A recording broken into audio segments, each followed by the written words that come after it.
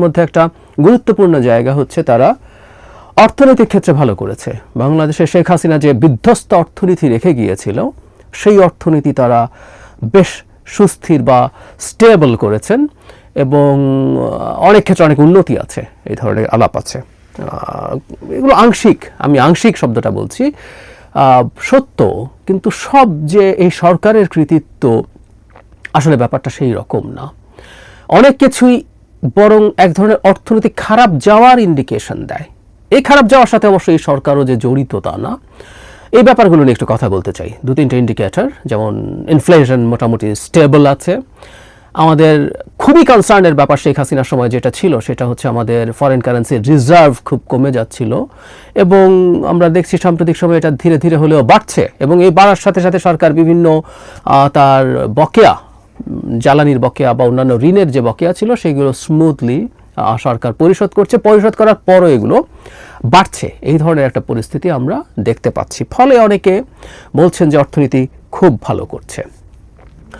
আচ্ছা, প্রাথমিকভাবে আমরা ডলারের ব্যাপারে একটু আলাপ করি, তারপর আমার মনে হয় সেটাও মূল্যস্ফীতি কেন স্টেবল আছে সেটাও খানিকটা ব্যাখ্যা করবে। আমি আবারও বলছি, আমি সরকারের কৃতিত্ব রেখেই বলছি, কিন্তু আমরা যে সরকারকে একচ্ছত্র কৃতিত্ব দিচ্ছি ব্যাপারগুলো ঠিক সেই রকম না, এবং বরং অনেক ক্ষেত্রে মূল্যস্ফীতি এবং ডলারের যে অবস্থা এটা অশনি সংকেত বা এক ধরনের সামনে খারাপ সম্ভাবনারও ইঙ্গিত দেয়। ডলারের রিজার্ভ আগে কম ছিল কেন, অনেক দ্রুত কম ছিল কেন? আমরা আইডেন্টিফাই করেছিলাম রাইটলি টাকা পাচার। কারণ হলো আমাদের সব সময় যে পরিস্থিতি থাকতো সেটা হচ্ছে আমাদের আমদানির সাথে রপ্তানি অনেক কম থাকে, একটা গ্যাপ তৈরি হয়ে যায়। এই গ্যাপটা আমরা আমাদের রেমিটেন্স দিয়ে ফুলফিল করার পরও আমাদের এক্সট্রা থাকতো, সেটা আস্তে আস্তে আমাদের রিজার্ভ হিসাবে জমা হতো। এই হলো মোটা দাগের হিসাব। ইনফ্লো আমাদের ফরেন ডিরেক্ট ইনভেস্টমেন্ট বা বৈদেশিক ঋণও আছে, তারপরও মোটা দাগে হচ্ছে এগুলো জিনিস। তো আমরা বাড়ছিলাম।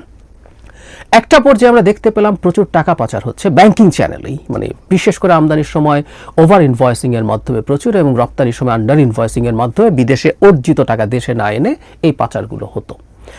এখন পাচার কমেছে, এটা সরকারের একটা বড় কৃতিত্ব আমরা দেখতে পাই। পাচার কমেছে, এটা সরকার এটা ঠেকানোর জন্য নিশ্চয়ই অনেক ব্যবস্থা নিয়েছে। আবার পাচার কমাও পুরোপুরি সরকারের মানে কৃতিত্ব তাও না। মানে দেশের মধ্যে আওয়ামী লীগ যে পরিমাণ লুটপাট করেছিল সেই পরিমাণ লুটপাট এখন আর হচ্ছে না। হ্যাঁ, সেটা বলতেই পারে যে সরকারের লোকজন এভাবে করছে না, কারণ সরকার এবং তার সাথে জড়িত লোকজন এইভাবে লুটপাট করলে আবার টাকা পাচার হতো। মানে টাকা লুটপাট করলে সেই টাকা পাচার হওয়ার প্রবণতা থাকে, সেই দেশে সেফ ফিল করে না। এটা খুবই স্বাভাবিক একটা অর্থনীতির সূত্র। তো যাই হোক, পাচার কমেছে এবং এটাতে সরকারের ক্রেডিট আছে এবং লুটপাট জেনারেলিও কম এখন, সেটার কারণে পাচার কমেছে। কিন্তু আরও জরুরি যে কারণ, যেটা আমাদের জন্য আসলে অ্যালার্মিং, সেটা হচ্ছে আমাদের রেমিটেন্স ফ্লো খুব ভালো আছে, রপ্তানিও মোটামুটি ভালো, ইনফ্লো ভালো থাকছে, কিন্তু আমাদের ডলার বাস্তবে যে ব্যবহারগুলো করা, আমি পাচারের কথা বলছি না, জেনুইন যে ব্যবহার, সেগুলো আসলে প্রচুর কমে গেছে। আমাদের আমদানি কমে গেছে। আমাদের মূলধনী যন্ত্রপাতি, আমাদের আমদানির একটা বড় অংশ থাকে ক্যাপিটাল মেশিনারিজ, র ম্যাটেরিয়ালস, যেগুলো আদতে আমাদের বিনিয়োগকে ইন্ডিকেট করে। এর বাইরে অর্থনীতি যখন খুব চাঙ্গা থাকে তখন প্রচুর ভোগ্যপণ্য, কনজিউমার গুডসও ইম্পোর্টেড হয়। সেই জিনিসগুলো কমে গেছে, এলসি খোলা কমে গেছে, সেই কারণেই আসলে এতটাই রিজার্ভ বাড়ছে। এখন এই যে কারণটার কথা বলা হলো বা বললাম, এই কারণটা একটা অ্যালার্মিং সাইন। তার মানে হচ্ছে আমাদের অর্থনীতি ধীরে ধীরে বেশ নিচের দিকে চলে যাচ্ছে। আইএমএফ, ওয়ার্ল্ড ব্যাংক প্রজেকশন দিয়েছে 3% আশপাশে আমাদের জিডিপি গ্রোথ হবে, খুবই খুবই নমিনাল, এবং এটা ইন্ডিকেট করে আমরা খারাপের দিকে যাচ্ছি।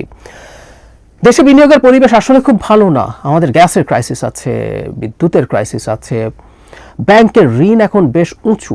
ব্যাংক ঋণের আমাদের ওইটা ভেঙে দেওয়া দরকার ছিল, শেখ হাসিনা ঘাট ধরে 9-6 ব্যাংক ঋণ করে ফেলেছিলেন, সেটা বাদ দিয়ে এখন মোটামুটি ছাড় দেয়া হয়েছে, কিন্তু সেটাও বেশ উঁচু জায়গায় স্থির আছে। এখন পরিস্থিতিটা এই জায়গায় দাঁড়ালো যে এই টাকা দিয়ে ইনভেস্ট করব বা এখন করব কিনা, এবং আমরা খেয়াল করব যে অবস্থাটা এমন জায়গায় চলে গেছে, গত কয়েকদিনে, মানে 1-1.5 মাস হবে সময়টা, $62 কোটি বাজার থেকে বাংলাদেশ ব্যাংক কিনেছে, যাতে ডলারের বিপরীতে টাকা বেশি শক্তিশালী না হয়ে ওঠে।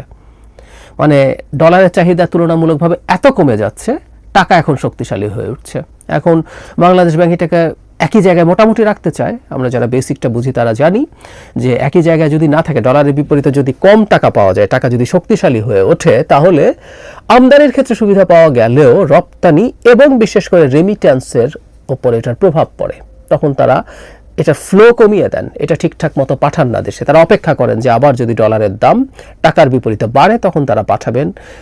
এক্সপোর্টাররা খুব ভালো ইনসেন্টিভ পান না। সুতরাং সরকার এই কাজটা করেছেন। তার মানে ডলার, বাংলাদেশের সংকট দূরে থাকুক, ডলার এখন অনেক ক্ষেত্রেই চাহিদা কমে গেছে, কারণ বিনিয়োগ হচ্ছে না। ওই যে বললাম তার একটা উচ্চ সুদ আছে, আর উচ্চ সুদেও কি ব্যবসায়ীরা বিনিয়োগ করবে না? একসময় এর চেয়ে বেশি সুদে কি বিনিয়োগ করেনি? উত্তর হচ্ছে করেছে। কিন্তু এই রকম সরকারের সময়ে আসলে উচ্চ সুদেও বিনিয়োগ করার ঝুঁকি নেবেন না, এমনকি নিম্ন সুদেও বিনিয়োগ করার ঝুঁকি অনেকে নেবেন না। এটা খুব স্বাভাবিক। কেন না, আমি সেই জায়গায় পরে আসছি। মূল্যস্ফীতি নিয়ে কয়েকটা কথা বলা একটু দরকার। সেটা হলো মূল্যস্ফীতি মোটামুটি স্টেবল আছে, এটা সত্য। সরকার ব্যবস্থা নিয়েছে, অর্থ মন্ত্রণালয়, বাণিজ্য মন্ত্রণালয় গুরুত্বপূর্ণ কাজ করেছে, এটা আমরা বলতেই পারি। কিন্তু আমি মূল্যস্ফীতি কমে যাওয়ার একটা বড় কারণ মনে করি আমাদের ডোমেস্টিক কনজাম্পশন কমে গেছে। অর্থনীতি যখন শান্ত হতে থাকে, ঠান্ডা হতে থাকে, তখন মানুষের ভোগ করার ক্ষমতা কমে যায়, বাজারের চাহিদা কমে যায়, এবং আমাদের জিডিপিতে ডোমেস্টিক কনজাম্পশনের প্রভাব 65 to 70%। সো আমাদের বিরাট একটা প্রভাব আসলে ওখানে আছে, ওখানে পড়ছে। আমি খুব প্রান্তিক, আমি খুব বড় বড় ব্যবসায়ীর কথা বলছি না, প্রান্তিক ব্যবসায়ীদের কথা, যিনি মুদির দোকান করেন, যিনি সিএনজি চালান, এই ধরনের মানুষদের সাথে আমি নিয়মিত কথা বলি। তাদের উপার্জন কমে গেছে। এই মানুষেরই যখন উপার্জন কমে যায়, তার ভোগের ব্যয় কমে যায়, এটাই খুব স্বাভাবিক। এবং এই ব্যয় কমে যাওয়ার কারণেই আমি ধারণা করি মূল্যস্ফীতিটা স্টেবল আছে। না হলে মূল্যস্ফীতি হয়তো এতটা স্টেবল থাকতো না। আর উচ্চ সুদ তো আছেই, সরকার ইনভেস্টমেন্টকে ডিসকারেজ করছে ফর দ্য টাইম বিং। ডলারে যে ক্রাইসিস ছিল সেটার কারণে বাংলাদেশ আইএমএফ এর কাছে যখন ঋণ নিতে গেছে, আইএমএফ এর অনেকগুলো শর্ত ছিল, তার মধ্যে এটাও একটা গুরুত্বপূর্ণ শর্ত ছিল। সুতরাং অনেক অনেক ভালো কিছু করেই যে এটা হয়েছে সত্য না। ব্যাংক খাত সম্পর্কে যেটা খুব ডিজাস্টারের দিকে যাচ্ছিল, নতুন গভর্নর যিনি অন্তর্বর্তীকালীন সরকারের সময় নিযুক্ত হয়েছেন, তিনি খুব ভালো কাজ করেছেন। কিন্তু বাংলাদেশে এখনও অনেক ব্যাংকে অনেক লুটপাট হচ্ছে। আমাদের পরিচিত ব্যাংকাররা আছেন, আমরা জানি পার্সোনালি, অনেক অনেক ডিরেক্টর, ওনাররা এখনও প্রচুর টাকা বেনামে ব্যাংক থেকে বের করছেন। বাংলাদেশ ব্যাংকের নজর এড়িয়ে কোনো চুরি আসলে হতে পারে না। সুতরাং এখনও যে এখানে খুব ভালো কাজ হয়েছে আমি ব্যক্তিগতভাবে মনে করি না। ভালো হয়েছে, কিন্তু এখনও আরও ভালো হওয়ার সুযোগ আছে। অবশ্যই তিনি অত্যন্ত ক্যাপেবল এবং সৎ একজন মানুষ, গভর্নর, কিন্তু তার এই জায়গাগুলোতে আরও সতর্ক হতে হবে। আমি একদম ফার্স্ট হ্যান্ড ইনফরমেশন জেনে বলছি। প্রচুর মানুষ, পরিচিত মানুষজন, বন্ধুবান্ধব, রিলেটিভস ব্যাংকে কাজ করেন, সে কারণেই বলছি। ফাইনালি যে কথাটা আগে বলছিলাম, ইনভেস্টমেন্ট এই ধরনের সরকারের সময় আসলে হয় না, হবে না, কোনো সুযোগ নাই। সরকার অসাধারণভাবে যদি দেশও চালাতো, এই সরকার খুব অসাধারণভাবে দেশ চালায়নি, কিন্তু যদি চালাতো, তাত্ত্বিকভাবে ধরে নিচ্ছি, তারপরও হয় না। কারণ আনসার্টেনিটি, একটা আনসার্টেন এনভায়রনমেন্টে ইনভেস্টাররা ইনভেস্ট করে না, এটা খুব স্বাভাবিক। বাংলাদেশ এখন ভীষণ আনসার্টেনিটির মধ্যে আছে। ফেব্রুয়ারিতে নির্বাচন হবে কি না এটা বলার সাথে সাথে জামায়াত মাঠে নেমে গেছে, এনসিপি মাঠে নেমে গেছে, কিছু ইন্টেলেকচুয়াল, পাবলিক ইন্টেলেকচুয়াল অন্তত খুব সিগনিফিক্যান্ট একজন এই নির্বাচনের বিরুদ্ধে কঠোরভাবে নেমেছেন। তো যিনি ব্যবসা করেন, তিনি নতুন যার অলরেডি ব্যবসা আছে, তিনি নতুন ইনভেস্টমেন্ট করবেন না, তিনি ব্যবসা তার বাড়াবেন না, এটাই নিয়ম। আর যিনি ব্যবসা করার পরিকল্পনা করছিলেন, তিনি সহসা এগুলো করবেন না। আর যিনি বিদেশি বিনিয়োগ করবেন, যেসব বিদেশি বাংলাদেশে বিনিয়োগ করবেন, আমরা ফরেন ডিরেক্ট ইনভেস্টমেন্ট বা এফডিআই বলি, সেটা হওয়ার তো কোনো কারণই নাই। আপনি ইনভেস্টমেন্ট সাবমিট করতে পারেন, প্রেজেন্টেশন দিতে পারেন, but the investors are not stupids. আর সব যদি ঠিকও থাকে, জ্বালানি আছে, বিদ্যুৎ আছে, গ্যাস আছে, আমরা সব দিতে পারছি, আমাদের কারেন্সি খুবই স্টেবল আছে, সব কিছুর পরও এই ধরনের সরকার, কারণ সরকারটাই আনস্টেবল। ব্যবসার প্রধান প্রয়োজন হচ্ছে স্থিতিশীলতা, সব কিছুতে স্থিতিশীলতা, এমনকি খারাপ হলেও সেটা স্থিতিশীলতা। আওয়ামী লীগের খারাপ সময়েও মানুষ জানতো যে না, এই সরকার আছে, তারা তারপর ওই খারাপের মধ্যে কিভাবে সার্ভাইভ করা যায়, কিভাবে বিজনেস করা যায়, সেভাবে সে তার মতো করে পরিকল্পনা করেছে। সো অস্থিতিশীল পরিবেশে আসলে কোনোভাবেই ব্যবসা টিকবে না। এবং আমি একটা কথা ভবিষ্যৎবাণী করে রাখি, অর্থনীতি যথেষ্ট খারাপের দিকে যাচ্ছে। আবারও বলছি, এটা সরকারের ডিসক্রেডিট বলছি, এটা সরকারের টাইপের কারণে হচ্ছে, এটা হবেই, শ্রেষ্ঠতম অন্তর্বর্তী সরকারের সময়ও হবে। কিন্তু যদি ফেব্রুয়ারির নির্বাচন নিয়ে কোনো রকম আনসার্টেনিটি হয়, এই ইকোনমি নোজ ডাইভ দেবে, একদম নিচের দিকে সাঁই সাঁই করে নেমে যাবে। এবং আমি মনে করি এটা একটা গুরুত্বপূর্ণ ডেটরেন্ট। এই সরকারের কারো যদি খোয়াব থাকে বিরাট লম্বা সময় থাকবো, সেটাই বাধা দেবে। কিন্তু প্রশ্ন হচ্ছে যাদের এই খোয়াব টোয়াব দেখে তারা কি আদৌ এই বেসিক অর্থনীতিগুলো বোঝে? আমি জানি না। যদি বোঝেও ওই চেয়ারগুলোতে যেরকম মনে হয় আর কি আসলে আমরা পেরে ফেলবো। শেখ হাসিনা 5 তারিখ সকালেও মনে করেছে গুলি করে মেরে টেরে ক্ষমতায় থেকে যেতে পারবে। ওই চেয়ারগুলোর প্রবলেম আছে। আমি আশা করি সরকারের কেউ অন্তত অর্থনীতিকে মাথায় রেখে অ্যাডভেঞ্চারাস হওয়ার চেষ্টা করবেন না। নিজে ডুববেন, দেশকে ডোবাবেন। এই ডিজাস্টারের মাসুল যারা যারা এই চেষ্টায় থাকবেন প্রত্যেককে দিতে হবে। আরেকটা কথা একটু মনে রাখা জরুরি, অর্থনীতি যখন এই জায়গায় চলে যাচ্ছে তখন প্রচুর বেকারত্ব বাড়ছে। প্রচুর ডেটা আছে, আমাদের সামনে নিউজ আসছে। একটা জিনিস আমরা খেয়াল করব, যখন ব্যবসা খারাপ হতে থাকে তখন সে তার এমপ্লয়ি কাটছাট করে।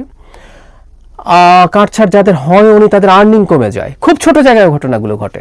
আমার পরিচিত এক মুদি দোকানের বিক্রি কমে যাওয়ার কারণে তার ওখানে কম বয়স্ক কয়েকজন কর্মচারী ছিলেন যারা জিনিসপত্র মেপে দিতেন, সাহায্য করতেন, তিনি একজনকে ছাড়িয়ে দিয়েছেন সেখান থেকে। এইরকম ঘটনা ঘটে। আর বড় ব্যবসা, মাঝারি ব্যবসা, প্রচুর পরিচিত মানুষ তারা প্রত্যেকে জব কাটছাট করছেন। এই কাটছাটের কারণে ভোগ কমছে, কারণ তার বাইং ক্যাপাসিটি কমে যায়। কিন্তু একটা নতুন জিনিস যুক্ত হয় যেটা সবচেয়ে জরুরি, সামাজিক অস্থিরতা।